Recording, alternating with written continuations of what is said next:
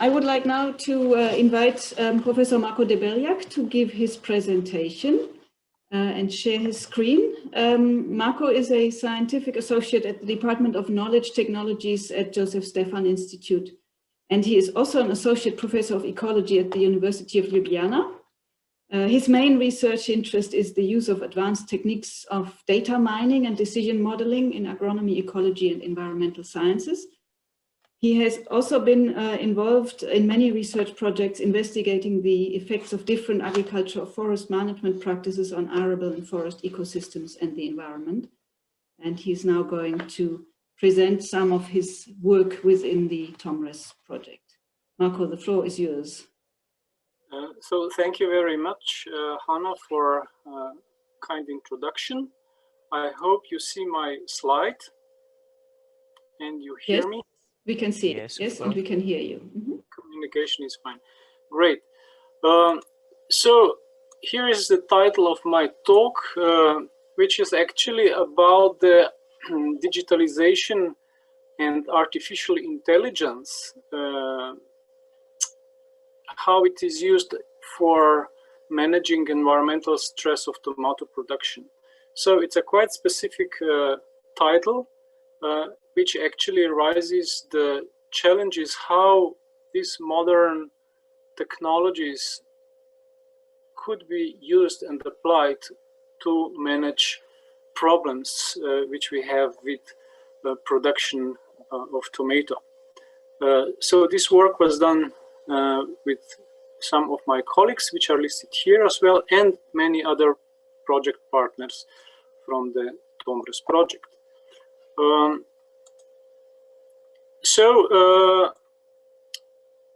The work which I will present here fits into the work package 4. So it's about subtask 4.4a and 4.4b, which is about development of models for prediction of resource use efficiency and development of decision support systems. As I said before, so we were asked to apply these modern techniques to solve, to provide answers on these questions. So looking from a little broader perspective, actually the problems and results should fit into the sustainable development goals. So we should definitely improve or help to fulfill these goals, but not for any price, because we are asked to do this on such a way that we will produce enough healthy food. We are asked to produce tomato on a way that biodiversity will not be lost in the areas where production is done. We also should not decrease the capacity of ecosystem services, because we have to improve them, not to make them worse. And of course, every step in our path, in our way toward these achievements, should take into account measures which would prevent global climate change. So the balance between demands and goals here, this balance is very hard to achieve. Why? Because we all see immediately that we deal with very complex systems, because we have to combine economic systems, social systems, environmental systems, and we have to make we have to deal with very complex problems. For instance, problems related to these 4 aspects here. And of course, to manage these problems, we have to make very complex decisions. So to a certain extent, of course, we face with new type of problems in a new set of circumstances. Therefore, we should not repeat the mistake which is repeated or done in many cases. So here is Uncle Einstein, who wrote this quote. he said, we cannot solve problems by using the same kind of thinking we used when we created them. So we are also asked to use new approaches, to introduce some new things in order to tackle these new problems and challenges. So the question is, which actually nut fits to this mold? So we need to find new nut to address new problems, and it's all around now that farming digital revolution can definitely help in solving these questions. And because it's about actually producing more food from farming with less agrochemicals, with less water, nutrients, heavy machinery. No additional land should be used, and also on such a way which uses less time.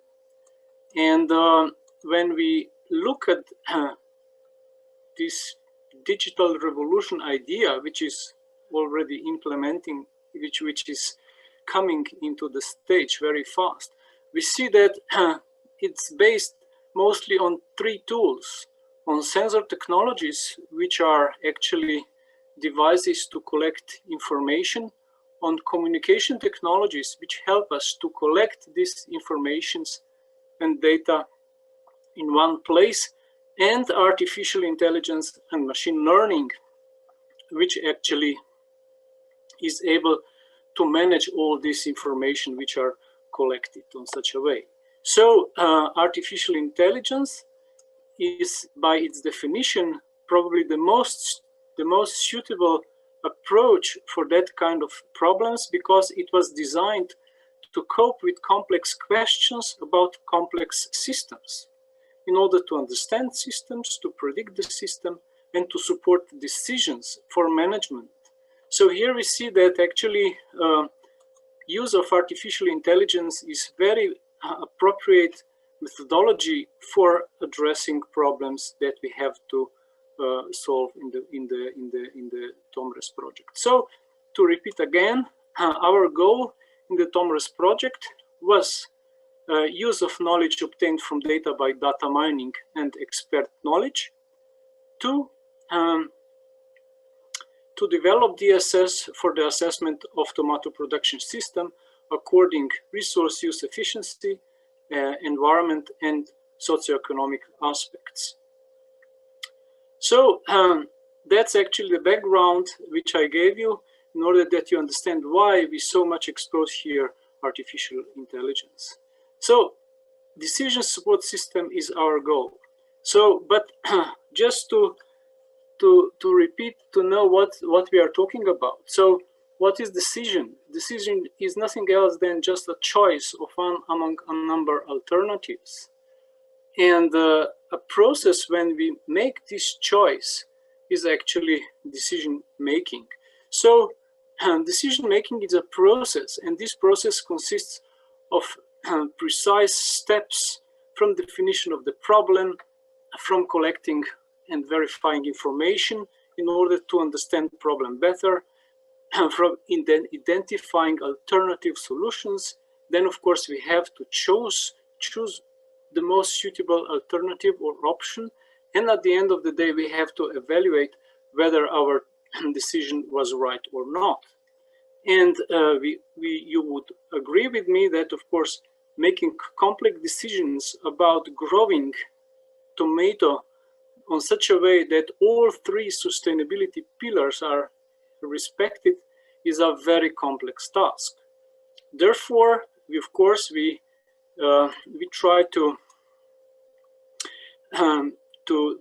support our decision in such a way that we improve our effectiveness of decision making by the assistance of interactive computer tools, and these are nothing else than decision support systems. So in our case, of course, our approach is definitely problem-driven and knowledge-based approach. So what I'm talking about. So I'm talking about the knowledge which we have to integrate, which could be achieved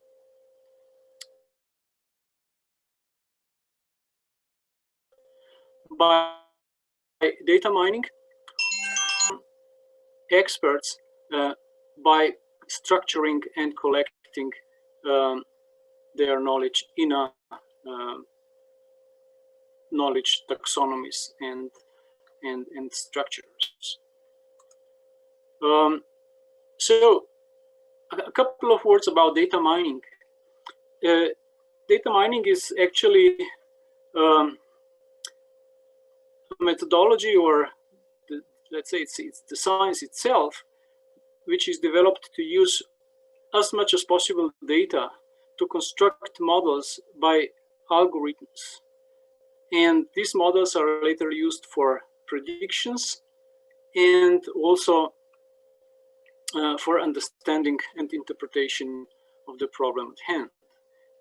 So again, like decision process, also decision making, also data mining is a process consists of several steps where big emphasis is put on the data pre-processing, definition of problems, selection of algorithms, and interpretation of the results. So in our project, we use two types of algorithms to induce regression trees and classification models. We used Veka data mining software tool, and we used standard way of validation of data mining models. Some words about decision modeling. So how we actually made decision models, where we integrated knowledge from data and knowledge from the experts. So we used multi-criteria decision analysis in order to generate multi-attribute decision models using DEX integrative methodology. And later on, we used DEXI modeling tool to build decision models. And here are some results. Here, just to show you what we actually made. First, about data mining. So we used two sets of data provided to us from colleagues from Balearic Islands on open field tomato production, and colleagues from Agricultural University in Athens provided us data about greenhouse tomato production. And on Balearic Islands, we made models to predict water use efficiency and to predict yield. And here we see the correlation coefficient which we got with these models. And on data from Greece, we made models to address all questions in the project. So we made model to predict water use efficiency, nitrogen use efficiency, phosphorus use efficiency, and also we made a model where we made predictions of all three variables simultaneously. And here we see the correlation coefficients, which were very big, very high. The models are reliable. So here I show you just one such a case of the model for nitrogen use efficiency. It turns out that it's very important whether the plant is under stress or not, and of course it's important if the stress is combined, not just from one source of stress, and then it makes the difference between spring and annual crop, and in this case whether the PGPR is present or not.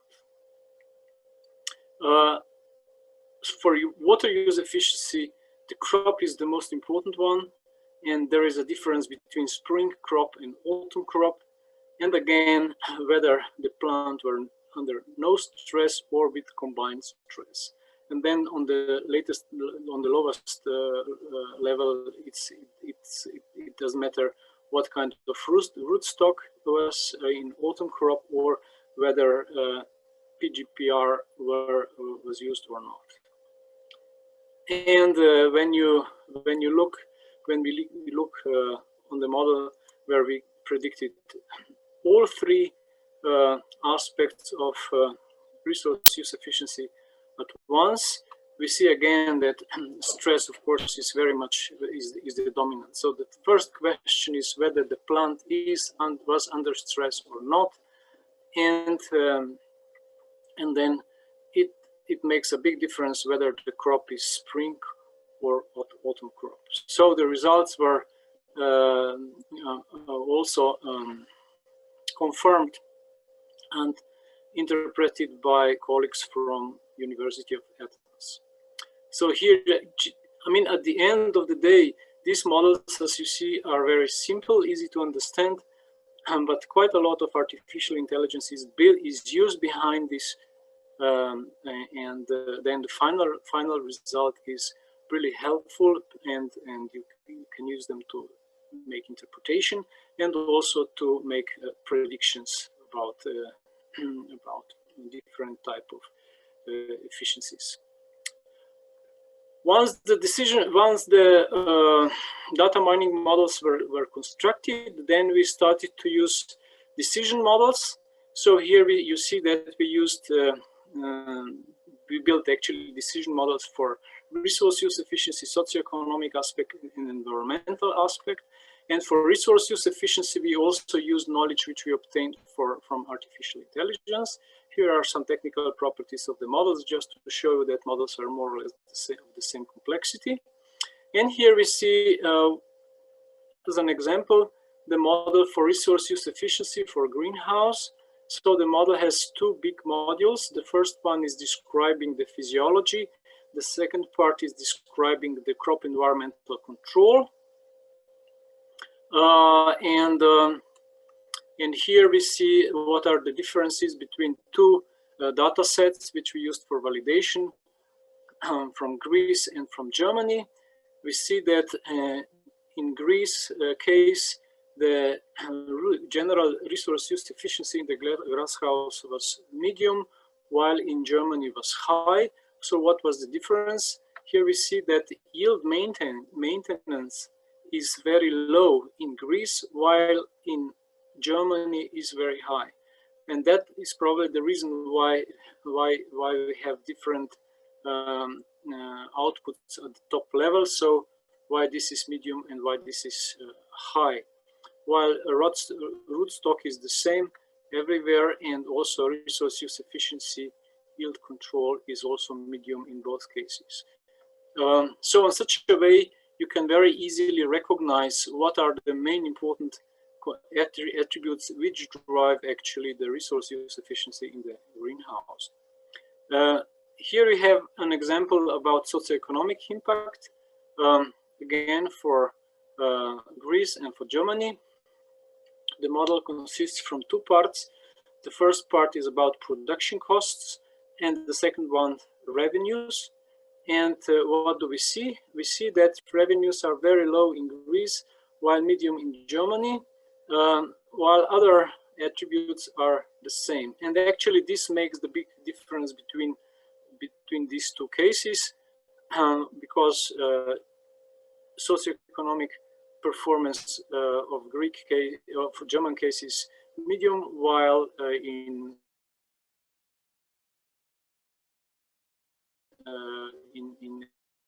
the case of data from Greece, low. I apologize for ringing. Okay, so that's and here we have the second one, the third type of the decision models, which are about the environmental impact of tomato production. And here we give a case for greenhouse soil-based production. Again, we have here actually three big parts which we took into account. So impact on water, impact on soil, and nitrogen impact on air. And again, we see the difference between Greece and Germany. And in Germany, is actually it's not that nice because it's the environmental impact is larger than in Greek case. The problem is that in Germany, all three big parts, let's say, are very much under the influence, or because the production makes impacts on water, soil, and air, while in Greece there is no impact on nitrogen. It's impact on water, but medium impact on soil. So so to on such a way, actually, we can really see what's going on, and later on we can also manage. We can of course change. We see in the structure of the model what has to be changed in order that environmental performance of production in this location will be improved. To conclude, we have learned that, of course, sustainable development goals have very simple definitions, but achieving these goals is very, very challenging. And also, idea in this approach of farming's digitalization, it requires transdisciplinary collaboration. So individual partner or individual scientific discipline cannot achieve any results. Collaboration is obligatory. So application of digitalization is absolutely enhanced through decision support system. So decision support systems are again very, very helpful and make digitalization useful. And the use of artificial intelligence is also proved here, because I cannot imagine how could you deal with all this amount of data if you would not use these methodologies. Another very important aspect is the collaboration with experts is a key for development of decision models, which are actually the central part of decision support systems. And again, our conclusion is that decision support systems decision support system is like a bridge between information technologies, data processing and modeling, and end users. We are convinced that end users like farmers and advisors will never be able to use all advantages of digitalization and informatization of agriculture and farming if they would not operate or if they would not use decision support system to use all the potential which is offered to them by these new technologies.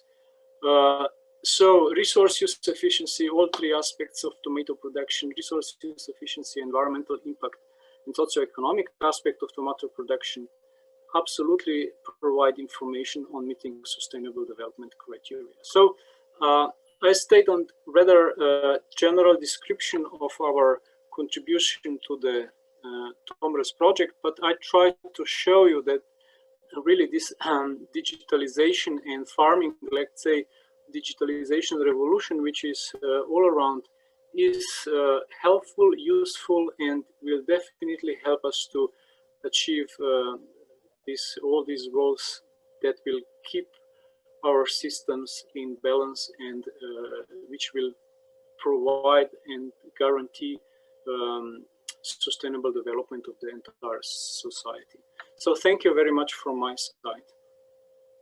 Thank you very much, Marko, for your presentation that just brought home again the complexity of the tasks that we are under, and also that the farmers have to deal with when they make decisions on their production and their productivity.